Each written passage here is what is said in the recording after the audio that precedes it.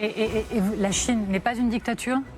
Mais bien sûr que si, c'est écrit dans leur constitution. Alors quoi? Pactiser avec une dictature. Et on pactise avec des royaumes, on pactise avec des régimes qui sont brutaux, on pactise avec M. Netanyahou, non? C'est en ça, M. Netanyahou, à votre avis, quelqu'un qui a décidé tout ce qu'il a décidé et qui a organisé un génocide? Non, c'est pas un problème. Non, c'est pas un problème. Ben pour vous, c'est pas un problème, pour moi, c'en est un. Moi, je suis là pour poser des questions. Mais je parle pas de vous. Je ne suis pas en train de me discuter avec vous. Revenons. Jean-Luc Mélenchon et ses compatriotes de la France insoumise sont attaqués sur les réseaux sociaux.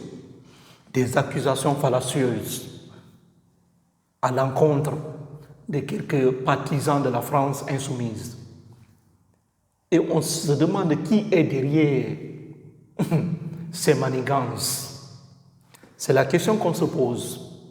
Parce qu'on accuse Blacor d'être à la base de cette déstabilisation qui essaie de salir la réputation de Jean-Luc Mélenchon et ses compatriotes, de les décourager à ne pas se présenter aux futures élections présidentielles en France.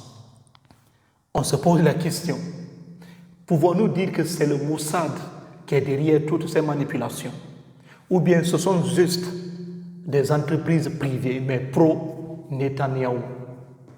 On se pose une multitude de questions. Parce que la France insoumise, c'est le parti le plus radical de France. C'est le parti qui s'oppose à l'idée sioniste au Moyen-Orient. Pour comprendre pourquoi les gens essayent-ils de salir la réputation de Jean-Luc Mélenchon, il faut d'abord voir les discours de Jean-Luc Mélenchon contre Israël. Restez concentrés, cette vidéo va être extrêmement intéressante. Écoutons d'abord les parties qui me concernent. Là où Mélenchon critique Israël, son plan futur contre Israël. Écoutez d'abord la vidéo. La région, quel est selon vous le pays le plus dangereux de la région aujourd'hui? Aujourd'hui? Oui. Israël, sans aucun doute. C'est Israël qui attaque tous ses voisins. C'est lui qui déclenche la guerre, c'est lui qui fait un génocide. Je dis Israël, je fais mieux de dire, pardon. Laissez-moi préciser. Le gouvernement de M. Netanyahou. Mais plus dangereux que l'Iran? Bah écoutez, l'Iran n'a envahi personne, ils avaient des antennes extérieures, ils menaçaient le gouvernement d'Israël qui lui-même s'organisait contre lui. Ils ont des proxys qui ont frappé, ils arment le Hezbollah. C'est vrai. Mais attendez, qu'est-ce que vous voulez arriver à dire maintenant? Le Hezbollah est lié au régime islamique d'Iran, c'est une certitude. Mais le Hezbollah du Liban est un phénomène libanais. Les Libanais ne le savent que trop.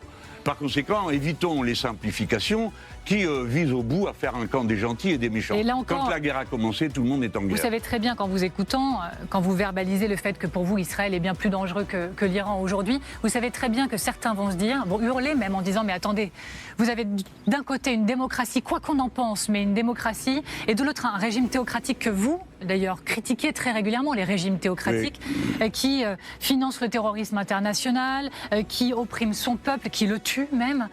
Voilà, ça fait hurler certains. Ça fait hurler certains de vous entendre dire que Israël, c'est pire. C'est vous qui m'avez posé la question. Oui, mais du coup, je vous permets d'aller jusqu'au bout. Attends. Vous m'avez posé la question, je vous réponds. Qui a été envahi récemment et par qui? Qui envahit le Liban aujourd'hui? Qui?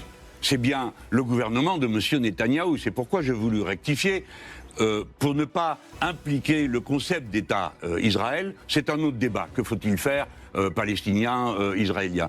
Mais pour bien désigner un gouvernement, aujourd'hui et à cette heure, les plus dangereux, c'est M. Netanyahou et sa bande de fascistes qui sont au gouvernement, qui sont des fous, qui déshonorent l'idée que l'on se faisait tous d'Israël pour ceux qui avaient du respect pour Israël. Et il n'y en avait pas tant que ça.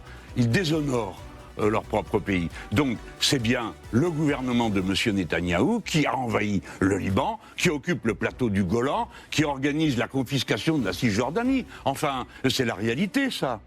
Et qu'est-ce que ça a de scandaleux de le dire? Il ne faut pas le dire. Si, attendez, la loi Yadan n'est pas encore votée, donc j'ai le droit de le dire. Et la Chine n'est pas une dictature? Mais bien sûr que si, c'est écrit dans leur constitution. Alors, Alors quoi? Pactiser avec une dictature. Et on pactise avec des royaumes, on pactise avec des régimes qui sont brutaux, on pactise avec M. Netanyahou, non? C'est en ça, M. Netanyahou, à votre avis, quelqu'un qui a décidé tout ce qu'il a décidé et qui a organisé un génocide? Non, c'est pas un problème. Non, c'est pas un problème. Ben pour vous, c'est pas un problème, pour moi, c'en est un. Bon, moi, je suis là pour poser Mais des questions. je parle pas de vous. Je ne suis pas en train de me discuter avec vous. Revenons au pacte.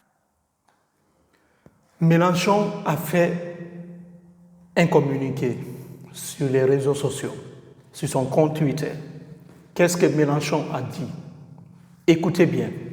Lorsque Mélenchon dit « Il y a donc un rapport qui démontre des ingérences électorales contre la France insoumise de la part d'une société israélienne, Blackout, une officine proche de Netanyahou. » Les déclarations de Mélenchon sont parfaitement alignées dans cette idéologie. On ne peut pas séparer les deux sont liés. Vous comprenez très bien cette ingérence de la part de cette entreprise israélienne. Bon, il y a encore des enquêtes en cours pour examiner si réellement Blackout est à la base de toutes ces informations, ces mauvaises informations sur les réseaux sociaux, de façon directe ou indirecte. Mais vous comprenez très bien qu'il y a forcément un lien. Parce que tous ceux qui s'attaquent à Israël de façon directe, visible, finalement tu deviens la cible. Mélenchon, il dit clairement que l'État le plus dangereux au Moyen-Orient, c'est Israël. Il a fait plusieurs déclarations critiquant le gouvernement de Netanyahou. Pas seulement dans ses sorties, ces dernières sorties depuis longtemps, il critique. Donc cela fait mal. Cela pousse Israël ou bien les partisans, les pro-Netanyahou, d'essayer de salir la réputation de Jean-Luc Mélenchon et ses compatriotes. Pourquoi? Parce que c'est le seul parti qui est ciblé. Il y a Rassemblement national en France, il y a le parti de Macron, mais seulement c'est la France insoumise qui est la cible prioritaire. Parce qu'ils ont compris que Mélenchon est un poids lourd. S'il arrive au pouvoir, il pourrait bloquer notre futur projet en cours. Parce qu'il y a un projet en cours pour Israël, coloniser presque toute la région du Moyen-Orient. Donc, Mélenchon est un poids lourd qu'il faut forcément l'écarter. Parce que la France a un poids exceptionnel en Europe, mais aussi dans le monde entier. En essayant de bloquer Mélenchon, cela pourrait faciliter le grand projet d'Israël. C'est de ça qu'il s'agit. S'intéressons-nous d'abord à cette entreprise Blackout. C'est quoi Blackout? Blackout, c'est une entreprise israélienne. Après sa disparition d'Internet, cette entreprise était une entreprise spécialisée dans l'influence, la cyber et la technologie. Cette entreprise affirmait ouvertement qu'elle était capable de gérer jusqu'à 1600 commentaires par mois, plus de 1 million de publications. Cette entreprise était spécialisée dans la désinformation, la manipulation, dans le but de salir ou de faire la promotion d'un parti politique, d'un leader. C'est de ça qu'il s'agit. Mais que s'est-il vraiment passé en France pour que Mélenchon puisse accuser Blackout? Ça s'est passé à Marseille, à Toulouse, etc. Des QR codes, des messages, des signes qui dirigeaient la masse, qui dirigeaient la population, les passants, vers un bloc où on accuse les partisans de Mélenchon d'harcèlement sexuel, où on critique ouvertement les partisans de Mélenchon. Pas seulement à Toulouse, pas seulement à Marseille, dans d'autres villes. Des vidéos générées par l'intelligence artificielle accusant les partisans de Jean-Luc Mélenchon. Voilà la réalité. Quel est l'intérêt de Blacor d'aller jusqu'à salir Jean-Luc Mélenchon? Je pense que ça n'a aucun sens. Surtout même contre un futur président de la République française. On veut juste le bloquer. C'est de ça qu'il s'agit. En regardant très bien les faits, vous comprenez qu'il y a un État derrière tout ça. Parce que Blacor ne peut pas agir seul. Ou bien, ce sont les partisans de Netanyahou qui sont derrière ces manipulations, qui manipulent pour que les Français ne puissent pas voter pour Jean-Luc Mélenchon. Parce que Mélenchon a parlé d'une loi qui pourrait protéger contre les ingérences extérieures. C'est de ça qu'il s'agit. Mais il comprend que même les autorités ne font pas énormément d'efforts. Les autorités françaises ne font pas énormément d'efforts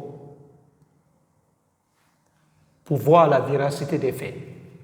Parce que les réseaux sociaux, les grandes plateformes, les Facebook, TikTok, Google, ont affirmé clairement que ces messages venaient d'une société israélienne, Blacor. Et la France doit mener des enquêtes. Mais Mélenchon a compris que même les autorités françaises ne font pas énormément d'efforts, ne fournissent pas énormément d'efforts. On comprend très bien que la société est clairement infiltrée. Il y a une infiltration profonde des agents du Mossad. Il faut le dire. Aujourd'hui, le Mossad, c'est une organisation très puissante. Les gens là ont infiltré tous les pays européens. Cette organisation, elle est prête à tout. Et voilà aujourd'hui ce qui se passe. On ne dit pas ouvertement que c'est le Mossad ou bien c'est le gouvernement israélien qui est derrière ça. Mais vu les faits, vu la sortie récurrente, les sorties récurrentes de Jean-Luc Mélenchon, nous comprenons très bien que ça dérange Israël. Il se peut que Israël soit derrière tout ça, en utilisant Blacor. Parce que tous ceux qui s'attaquent à Israël aujourd'hui sont attaqués. On a vu tout récemment avec l'Espagne ce que le Premier ministre espagnol traverse ces derniers temps. On voit tout ça. Voilà la société dans laquelle nous vivons aujourd'hui. Jean-Luc Mélenchon a dit une vérité qui dérange, en critiquant ouvertement. C'est pourquoi aujourd'hui il est devenu la cible principale des agents du Mossad, je vais le dire ainsi, en utilisant Blacor. Parce que l'objectif, c'est de ne pas le laisser arriver à la tête de la France. Parce que lorsqu'il sera là-bas, ça va être très difficile. Dans l'une de ses vidéos, il avait dit suspendre la coopération économique avec Israël. Arrêtez de donner des armes, la livraison des armes à Israël. Il faut suspendre ça. Il parlait énormément de choses qui dérangeaient Israël. Pensez-vous qu'Israël va le laisser diriger la France? S'il dirige la France, cela pourrait bloquer complètement l'influence d'Israël au Moyen-Orient. Et Jean-Luc Mélenchon défend la traditionnel non-alignement de la France. Parce que la France a toujours préféré la diplomatie à la brutalité. C'est ça l'objectif de Jean-Luc Mélenchon. On ne doit pas s'aligner dans une guerre. Nous, les candidats de la France insoumise, nous ne voulons pas de guerre. On peut régler ce problème par la diplomatie. Depuis longtemps, lui, il dit ça. Mais Blacor veut manipuler les Français. Veut créer des problèmes en France pour que Mélenchon puisse perdre les élections. Choisir une personne qui pourrait être facilement manipulée par Israël et les États-Unis d'Amérique. Parce que Mélenchon ne parle pas seulement d'Israël, il parle aussi des États-Unis d'Amérique. C'est de ça qu'il s'agit. Quitter l'OTAN. Vous comprenez très bien la gravité des choses. Selon eux, c'est grave. Il ne faut pas les laisser gérer la France. La France n'est pas n'importe quel pays. La France est une nation très puissante dans tous les domaines. La France a un poids lourd. Ça dérange. Bref, laissez-moi dans les commentaires ce que vous en pensez. J'ai vraiment hâte de vous lire. Merci, merci. Prenez soin de vous.